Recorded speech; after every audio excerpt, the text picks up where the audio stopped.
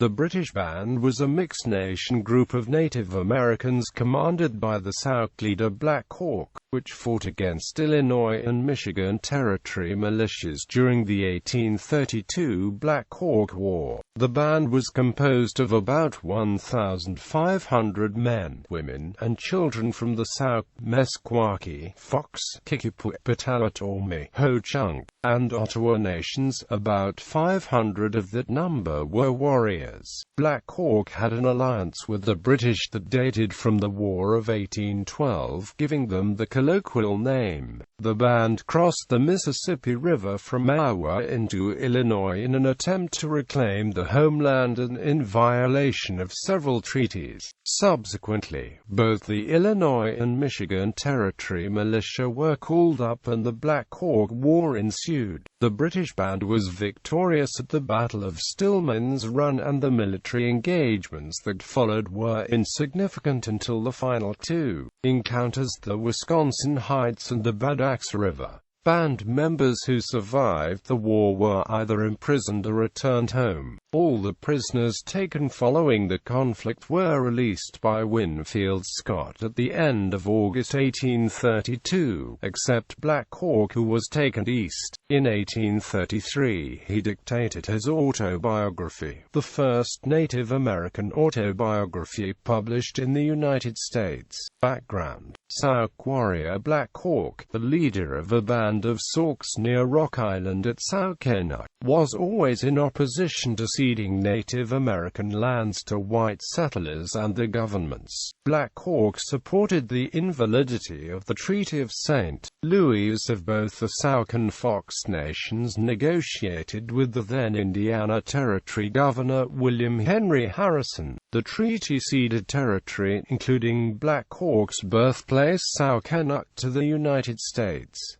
The Sauk are a consensus decision-making society. The representatives exceeded the authorization of merely taking under consideration what terms the United States government might put forth, bring them back to reach a consensus, and then return with the treaty terms. The lack of the tribe discussing the treaty prior to being made official made it invalid by Black Hawk and other members of the tribe. The representatives never had the tribal authorization to unilaterally cede its lands. During the War of 1812 between the United Kingdom and the United States, Colonel Robert Dixon, an English fur trader, amassed a sizable force of Native Americans at Green Bay to assist the British in operations around the Great Lakes. Most of the warriors Dixon assembled were from the Potawatomi, Ho-Chunk, Kickapoo and Ottawa tribes. Dixon bestowed the rank of Brevet Brigadier General on Black Hawk. He was given command of all Native Americans gathered at Green Bay, including the 200 Sauk warriors under Black Hawk's control. Black Hawk was then presented with a silk flag, a medal, and a written certificate of good behavior and alliance with the British. The certificate would be found 20 years later, after the Battle of Bad Axe, carefully preserved along with a flag similar to the one Dixon gave to Black Hawk.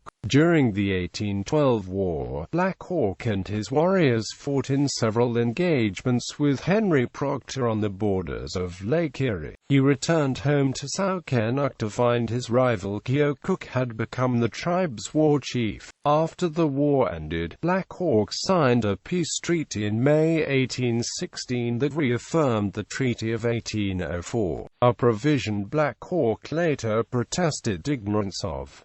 Prelude to war. Despite opposition by Keokuk and the U.S. authorities, Black Hawk's band returned to Sauk in 1830 following the winter hunt. A year later they returned again, and Illinois Governor John Reynolds proclaimed it an invasion of the state. Responding to Illinois Governor John Reynolds' call, General Edmund Pendleton Gaines brought his federal troops from St. Louis, Missouri to Sauk to insist on Black Hawk's immediate departure. Black Hawk left but soon returned to the west side of the Mississippi, threatened by Gaines' troops and an additional 1,400 militia called up by Reynolds on the 25th of June 1831.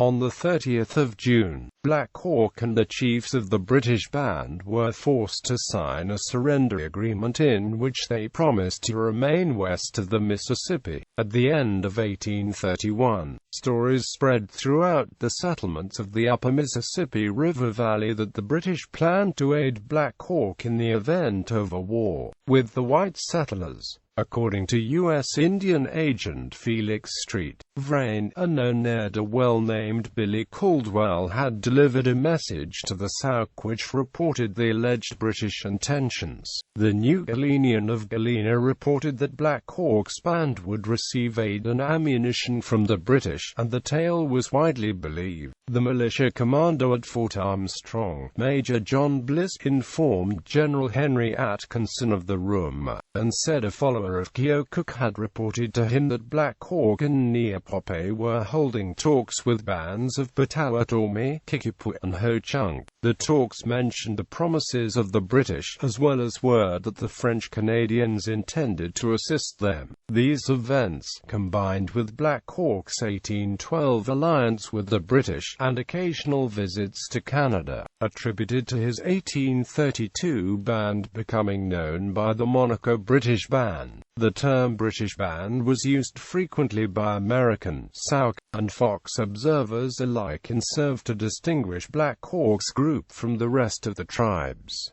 Black Hawk War forces. The British band had three key leaders: Black Hawk, the Ho-Chunk prophet Wabaki Sheik, and Neopopé. There were 7 civil chiefs besides Neopopé and Wabaki Sheik, and 5 war captains including Black Hawk. The other civil chiefs in the band were Pamaso, Wishit, Chaki Pashi Pabo, Cheko Kalako, Iowa, Pamaho, and Tornon. The 4 other war captains were Meniso, Makatawa, Supwit, Pashatawat, and Kinnikonasort. The band was composed of about 500 warriors and 1,000 old men, women and children when they crossed the Mississippi on the 5th of April. The group included members of the Sauk, Fox, and Kickapoo nations. They crossed the river near the mouth of the Iowa River and then followed the Rock River northeast. Along the way they passed the ruins of Sauk-en-Lac and headed for the village of Ho-Chunk prophet White Cloud. As the war progressed, factions of other tribes would join, or attempt to join Black Hawk, and others would carry out acts of violence for their own personal reasons amidst the chaos of the war. In one example, a band of hostile Ho-Chunk intent on joining Black Hawk's band attacked and killed the party of Felix Street, Vrain after the outbreak of war in an event that became known as the St. Vrain Massacre. This act was, however, an exception, as most Ho-Chunk sided with the United States during the Black Hawk War. The warriors that attacked Street, Vrain's party acted with no authority or oversight from the Ho-Chunk nation. Sympathetic Potawatomi warriors also joined with Black Hawk's band in the months between April and August. The incursion when Black Hawk's band crossed the Mississippi River from Iowa in April 1832 to return to the homeland in the Rock River Valley. It was under a British flag. Potawatomi Chief Shabona stated it was the same flag that had been given on a visit to the British in Malden, Ontario, Canada. Observers at the time, from George Davenport to St. Vrain, were certain that Black Hawk's intentions were wage war against the United States. Historians generally believe that a more decisive action by General Atkinson, charged with prosecuting the war, in stopping Black Hawk's band from moving up the Rock River, may have prevented the war. Zachary Taylor made similar observations shortly after the war ended. In response to Black Hawk and his band's movements, Governor Reynolds issued a proclamation on the 16th of April, mustering 5 brigades of volunteers to form at Beardstown and to head north to force Black Hawk out of Illinois. Although 1/3 of all federal troops from the United States Army were eventually involved in the conflict, the 9,000 soldiers from the Illinois militia provided the majority of U. combatants. The first named confrontation of the Black Hawk War occurred on 14 May 1832, and resulted in an unexpected victory for Black Hawk's band of Sauk and Fox warriors over the disorganized militia under the command of Isaiah Stillman. Soon after the Battle of Stillman's Run, at present-day Stillman Valley, the exaggerated claim that 2,000 bloodthirsty warriors, sweeping all northern Illinois with the bosom of destruction, sent shock waves of terror through the region. After this initial skirmish, Black Hawk led many of the civilians in his band to the Michigan Territory. On the 19th of May, the militia traveled up the Rock River trailing and searching for Black Hawk and his band. Several small skirmishes and massacres ensued over the next month in northern Illinois and present-day southern Wisconsin before the militia was able to regain public confidence in battles at Horseshoe Bend and Wadham's Grove. Battles. Black Hawk himself led warriors in several battles, including Stillman's Run, the Battle of Apple River fought on the 24th of June, the Second Battle of Kellogg's Grove on the 25th of June, and the final two battles at Wisconsin Heights and Bad Axe. Besides the major victory at Stillman's Run, Black Hawk's band was involved in several other battles and skirmishes during the Black Hawk War. Several of the small skirmishes and massacres that occurred following Stillman's Run were attributed to bands of Native Americans unaffiliated with Black Hawk's band, though many were likely sympathetic or intent on joining him. The events at Spafford Farm were attributed to a band of Kickapoo loosely affiliated with the British band. After the massacre, General Henry Atkinson was informed that Henry Dodge was to take over General Alexander Posey's brigade at Fort Hamilton. While Dodge was on his way to visit the brigade, he heard a rifle shot from a group of Native Americans. Dodge quickly returned to his command post and gathered as many men as he could to pursue the enemy. With Dodge in quick pursuit, a group of approximately 11 native warriors crisscrossed the Pecatonica River until, finding flight hopeless, they prepared to make a stand at the Battle of Horseshoe Bend. The battle at Horseshoe Bend and a small, largely insignificant militarily, battle at Wadham's Grove helped restore public confidence in the Illinois militia after the victory by the British band at Stillman's Run. The British band attacked the Apple River Fort, where a pitched battle was fought, resulting in Black Hawk withdrawing his forces. Subsequent fighting at Kellogg's Grove has been called victory for both sides, and the skirmishes resulted in 8 dead militiamen and at least 15 dead British band warriors. Defeat on the 21st of July 1832. Illinois and Wisconsin militiamen under the command of Generals Henry Dodge and James D. Henry caught up with Black Hawk's British band near present-day Sauk City, Wisconsin. The clash became known as the Battle of Wisconsin Heights. Militarily, the battle was devastating for Black Hawk's band of warriors, including those who drowned during the melee. Casualty estimates climbed as high as 70. Despite the relatively high casualties, the battle did allow much of the band, including many women and children, to escape across the Wisconsin River. The militia regrouped at Fort Blue Mounds and picked up Black Hawk's trail again on the 28th of July near Spring Green, Wisconsin. When they finally caught up with the British band, it would lead to the decisive clash of the war at Bad Axe. At the mouth of the Bad Axe River, hundreds of men, women and children would be killed by pursuing soldiers, their Indian allies, and a U.S. gunboat. Aftermath. The members of the British band, and the Fox, Kickapoo, Sauk and Ho-Chunk and Potawatomi that later joined them, suffered unknown numbers of dead during the war. While some died fighting, others were tracked down and killed by Sioux, Menominee, Ho-Chunk, and other native tribes. Still others died of starvation or drowned during the band's long trek up the Rock River toward the mouth of the Bad Axe. The entire British band was not wiped out at Bad Axe. Some survivors drifted back home to the villages. This was relatively simple for the Potawatomi and Ho-Chunk of the band. Many Sauk and Fox found return to their homes more difficult, and while some returned safely, others were held in custody by the army. Prisoners, some taken at the Battle of Bad Axe, and others taken by U.S.-aligned Native American tribes in the following weeks,